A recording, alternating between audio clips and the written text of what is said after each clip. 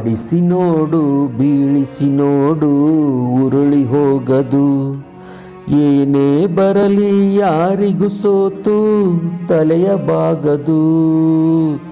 ಆಡಿಸಿ ನೋಡು ಬೀಳಿಸಿ ನೋಡು ಉರುಳಿ ಹೋಗದು.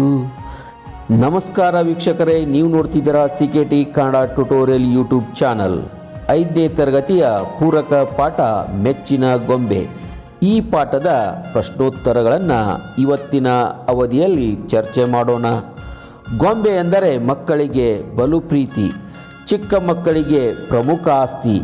ದೊಡ್ಡವರು ಸಹ ಗೊಂಬೆಗಳನ್ನು ಆಡಿಸಿ ನಲಿಯುತ್ತಾರೆ.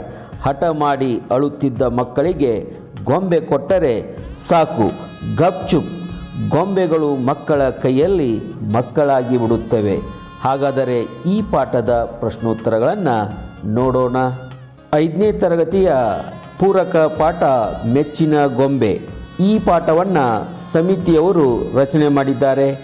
ಈ ಪಾಠದ ಪ್ರಶ್ನೋತ್ತರಗಳನ್ನು ನೋಡೋಣ. ಪ್ರಶ್ನೆ 1, ಗೊಂಬೆಗಳನ್ನು ಯಾವ ಯಾವ ವಸ್ತುಗಳಿಂದ ತಯಾರಿಸುತ್ತಾರೆ? ಉತ್ತರ, ಗೊಂಬೆಗಳನ್ನು ವಿವಿಧ ವಸ್ತುಗಳಿಂದ ತಯಾರಿಸುತ್ತಾರೆ. ಮರ, ಮಣ್ಣು, ಪ್ಲಾಸ್ಟಿಕ್, ರಬ್ಬರ್, ಪಿಂಗಾಣಿ, ಬಟ್ಟೆ, ಬಿದಿರು, ಕಾಗದಗಳಿಂದ ಗೊಂಬೆ ತಯಾರಿಸುತ್ತಾರೆ. ಪ್ರಶ್ನೆ 2, ಗೊಂಬೆಗೆ ನೋವಾದರೆ ಮಕ್ಕಳು ಏನು ಮಾಡುತ್ತಾರೆ? ಉತ್ತರ, ಗೊಂಬೆಗೆ ನೋವಾದರೆ ಮಕ್ಕಳು ಗೊಂಬೆಗೆ ನೋವಾಯಿತೆಂದು ಎತ್ತಿ ಮುದ್ದಾಡಿ ಸಮಾಧಾನ ಮಾಡುತ್ತಾರೆ. ಕೈ ಜಾರಿ ಗೊಂಬೆ ಬಿದ್ದರಂತೂ ಮಕ್ಕಳು ಅತ್ತೇ ಬಿಡುತ್ತಾರೆ, ಅದನ್ನು ಎತ್ತಿಕೊಂಡು ಸಮಾಧಾನ ಮಾಡುತ್ತಾರೆ. ಪ್ರಶ್ನೆ 3, ಅಳುವ ಗೊಂಬೆಗೆ ಮಕ್ಕಳು ಏನೆಂದು ಹಾಡಿ ಸಮಾಧಾನ ಮಾಡುತ್ತಾರೆ? ಅಳುವ ಗೊಂಬೆಯನ್ನು ಎತ್ತಿಕೊಂಡು ಅಳಬೇಡ ಅಳಬೇಡ ಗೊಂಬವ್ವ, ನೀನು ಜರತಾರಿ ಲಂಗ ಕೊಡಿಸುವೆನು ನಾನು ಎಂದು ಹಾಡಿ ಸಮಾಧಾನ ಮಾಡುತ್ತಾರೆ. ಪ್ರಶ್ನೆ 4, ಯಾವ ಹಬ್ಬದಂದು ಮನೆಗಳಲ್ಲಿ ಗೊಂಬೆಗಳನ್ನು ಅಲಂಕರಿಸುತ್ತಾರೆ?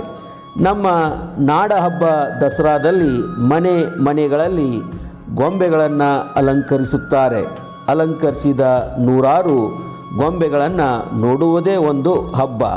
ಪ್ರಶ್ನೆ 5, ಗೊಂಬೆಗಳು ಯಾವ ಯಾವ ರೂಪಗಳಲ್ಲಿ ಜನ್ಮ ತಾಳಿವೆ?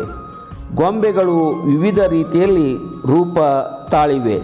ಸ್ಟ್ರಿಂಗ್ ಗೊಂಬೆಗಳು, ಕೀ ಗೊಂಬೆಗಳು, ಕೀಲು ಗೊಂಬೆಗಳು, ಯಂತ್ರ ಗೊಂಬೆಗಳು, ಸಣ್ಣ ದೊಡ್ಡ ವಿವಿಧ ರಂಗಿನ ಗೊಂಬೆಗಳು ವಿವಿಧ ಆಟಗಳ ಮೂಲಕ ಸಂತೋಷ ಕೊಡುತ್ತವೆ.